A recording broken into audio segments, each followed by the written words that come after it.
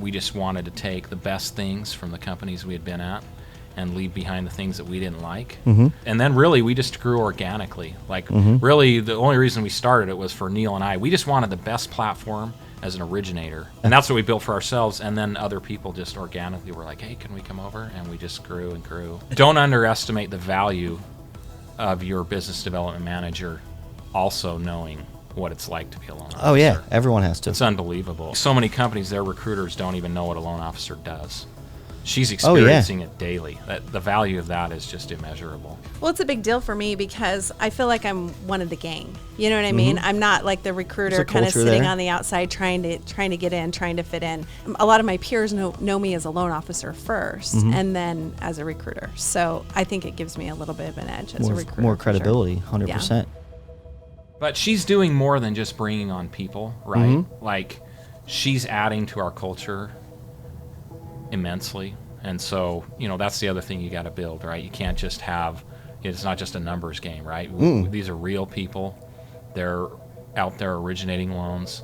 We want to give them the best platform they can possibly have. And part of that is, being a part of what's going on, being valued, knowing that the company is stable and has your back, and she's really added a lot to that.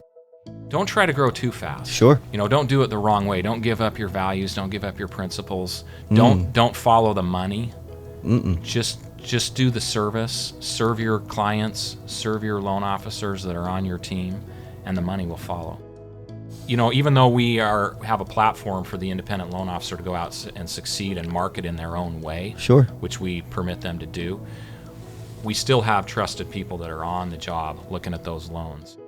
But one thing that I found is that it doesn't matter what you're doing, right? If you're doing activity, then the law of attraction says it's going to come. When you're growing your business or when you're recruiting or whatever it is, just get out there and talk to people. We teach people to be independent and to get things done. I mean, that's really an efficiency, right? I mean, the processors that we have that they're authorized to use know what they're doing, and they're really, really good. So we run a pretty lean and mean machine. We do the things that we need to do, but at the end of the day, we're not a company that gives you a loan officer assistant. We're not a company that does okay, that's what I was going to ask, how that works. And does every little thing. No, we're the company that's going to enable you to have some extra money in your pocket so that you can run your business and do your marketing the way that you would choose to do it.